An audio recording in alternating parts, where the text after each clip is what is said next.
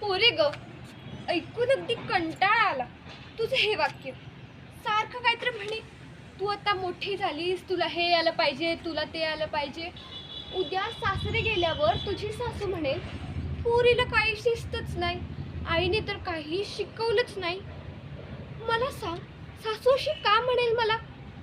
म्हणजे मलाच का म्हणेल? आणि दादा, तो किती मोठा आहे माझ्यापेक्षा, त्याला का नाही सांगत ग काही काम? त्याला नाही का सासू काय म्हणणार? काय म्हणतेस? मी लग्न करून नवऱ्याच्या घरी जायचंय? तो कुठेही जाणार नाहीये, त्याची बायकोच आपल्या घरी येणार नाही? अच्छा, म्हणजे माझा नवरा पण असाच असणार आहे, या दादासारखा लाडोबा, काही काम करणार नाही.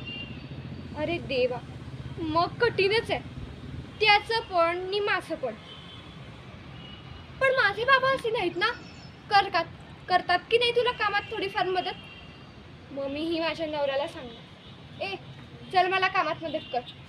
मी जर कुकर लावला तर तू आमटी फोडणीला टाक, मी कणिक भिजवली तर तू पोळ्या कर, किंवा मी पोळ्या लाटते तू पोळ्या भाजून घे, मी केर काढते तू फरशी पुस. काय म्हणतेस, कठीण आहे माझं? अगं यात कठीण ते काय, मी काय घरात बसून राहणार नाही म्हटलं, चांगली भक्कम पगाराची नोकरी करणार आहे. मग असं असताना मी एकटीनेच का करायचं घरकाम? मी जर त्याच्या बरोबरीने पैसे मिळवणार तर त्यानेही माझ्या बरोबरीने घरकाम करायला नको का? आता यात काय हल्लीच्या मुलींचा प्रश्न आला? तुला तरी पटतंय का हे? काय म्हणतेस, पटलं नाही पटलं तरी मलाच काम करावं लागणार आहे? हट, आपण नाही बाबा, मी कामाला बाई ठेवीन. काय म्हणतेस, बाई जर आली नाही तर काय करशील? मी हॉटेलात जेवायला जाईल.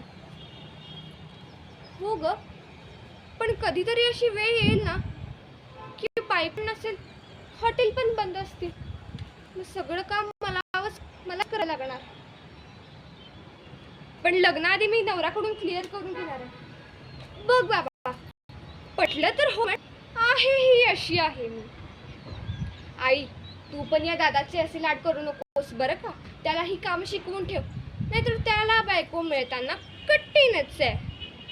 आता माझ्यासोबत तू त्यालाही कामं सांगायला लाग. बाबा तुला मदत करतात, मग तुला चांगलंच वाटतं ना. जर बाबांनी तुला मदत केली नसती तर सगळे कामं तुलाच करायला लागली नसती. तसंच तू दादाला कामं सांगून ठेव. दोघांनी मिळून जर कामं केली तर जगणं किती सोपं वाटेल. मुलींनाही मोकळा श्वास मिळेल, स्वतःसाठी काहीतरी करायला संधी मिळेल. ते म्हणतात ना, एकमेका सहाय्य करू, अवघी धरू सुपंथ.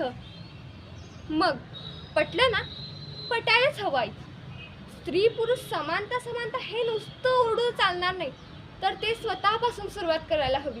चल बरं, आज दादाला मस्तपैकी चहा करायला सांग.